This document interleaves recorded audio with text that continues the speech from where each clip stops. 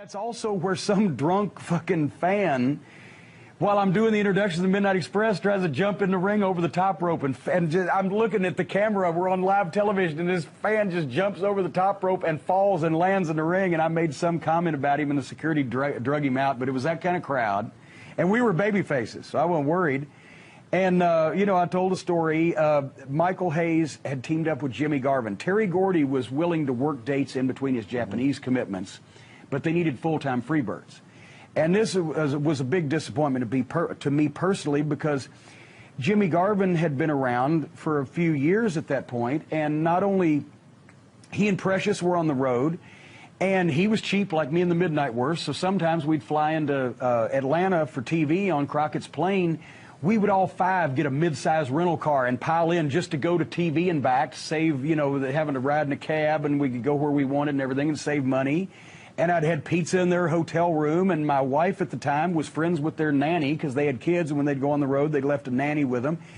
But Jimmy, all of a sudden, Michael was trying to recreate the Freebirds of 10 years before at that point.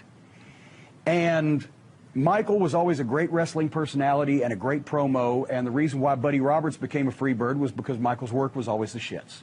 And Bill Watts made Buddy a Freebird so it could be Buddy and Terry with Michael doing the talking, so he was de facto the world's largest wrestling manager, you know.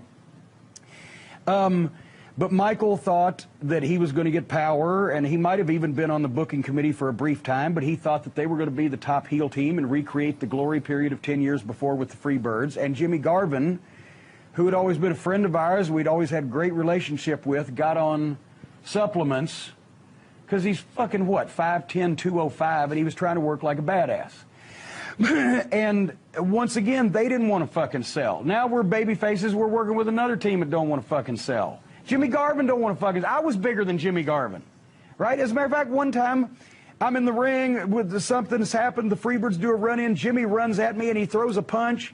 And he didn't potato me with the punch, but he came charging to where he body-checked me, so I fell down without, you know, having to take a bump. But I still would take a bump and rolled out of the ring and sold while all the shit was cleared out. And Babyface's Dr. Death came in, saved, blah, blah, blah.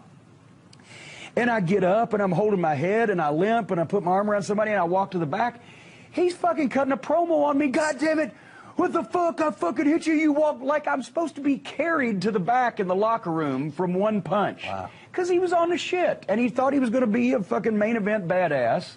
At that fucking size, he had been a chicken shit heel all his life, and now he's cutting a promo on me. I told Eddie Gilbert, who was on the committee at the time, I said, God damn, seriously? What the fuck? You know, he's fucking upset. Just don't worry about it, blah, blah, blah.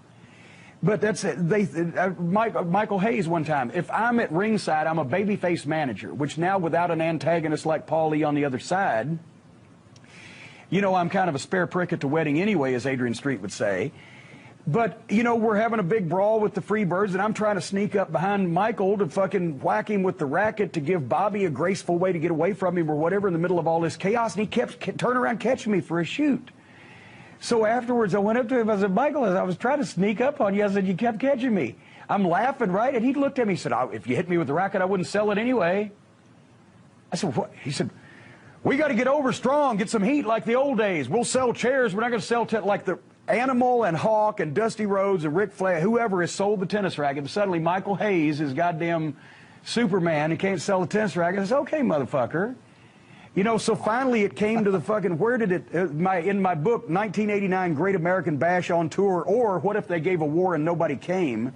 It was, there we go, July 8th in Boston. The Freebirds, Michael Hayes, Jimmy Garvin, and Terry Gordy versus Bobby Eaton, Stan Lane, and Dr. Death, Steve Williams. We had very few incidents in our careers with opponents or with other wrestlers, but this was one of them. We were going into this bash tour. We'd already put them over in the finals for the World Tag Team title, and now we're wrestling them in six-mans. We had Dr. Death on our side, or tag team matches during a lot of the bash, which was drawing miserable fucking houses. And we get to the Boston Garden, where Stan Lane's debut in 1987, April 1987, came as a member of the Midnight Express in front of like a $150,000 house. The Great American Bash drew $57,000, so that was like less than 5,000 people in the Boston Garden. And it's this long 6-man where they give us some spots, right? And then, of course, I'm a spare prick over here because they got no manager. It's a 6-man, all 3 of them in the ring. And then they get the heat on Bobby. Bobby sells, and they beat shit out of Bobby, beat shit out of Bobby. Then they give Stan the hot tag. He makes a comeback, which they moderately sell for, and then they fucking beat us. And then, while Stan's selling and Bobby's still kind of selling and Doc's checking on him and I'm starting to get in the ring, they decide they're going to get some more heat. We don't even know it's coming, and they jump us afterwards. And Dr. Death decided he fucking had enough. Good. So he goes out and grabs one of those old wooden chairs that they had in the Boston Garden, right? And he starts advancing on Jimmy Garvin. 5'10", 205-pound Jimmy Garvin on vitamins. And here comes Dr. Death with a chair, and Garvin will not fucking retreat. So Doc hauls that chair back over his head. I can still hear the sound. And he fucking swung, and Jimmy Garvin sees it coming and puts his arms up.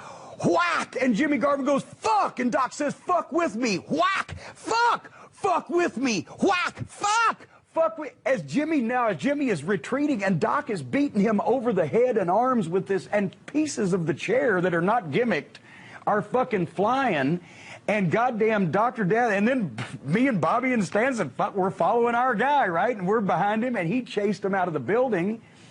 Terry Gordy was the only one in the whole match that sold half-ass reasonably well, and he's the only one that shouldn't have. Any conversation in the locker room? Yes, I'm about to get to it. I bet you are. The locker rooms were separate at that point. We hadn't dressed with them, but we went right on through to the fucking heel side, because now I'm figuring, well, fuck, this is going to be interesting, because Terry's on the other side and Doc's on our side, and we'll see what the fuck. You know, Bobby and Stan versus Michael and Jimmy would have probably been, I would give the edge to Bobby and Stan, and I've had a fucking club in my hand, but the interesting thing was going to be Dr. Death and Terry Gordy. That's the wild card. But I got to stick with the team, right? So I go in not knowing what the fuck's going on, and as they all get in the fucking locker room, and Jimmy Garvin's arm is bleeding, and his fucking head has knots, and everybody started to turn like, here we go, and Bobby Eaton broke, for the first time in memory I can ever recall, yelled at another wrestler in anger, hey, you know, we ain't just fucking here to get you guys over. And it's like everybody snapped out of it. And Terry, who Bobby had known all of them since they were fucking teenagers, Terry like turned around and said, you know, fuck, this is ridiculous. Because he's the only one who was selling for us to begin with. So with Terry not wanting to get physical and everybody snapped and said, Bobby is fucking mad, it dissipated. Jimmy Garvin had to take a few days off. He had bone chips in his elbow. He's all cut up. His fucking head was lumped. He didn't fuck with Dr. Death anymore. Wow.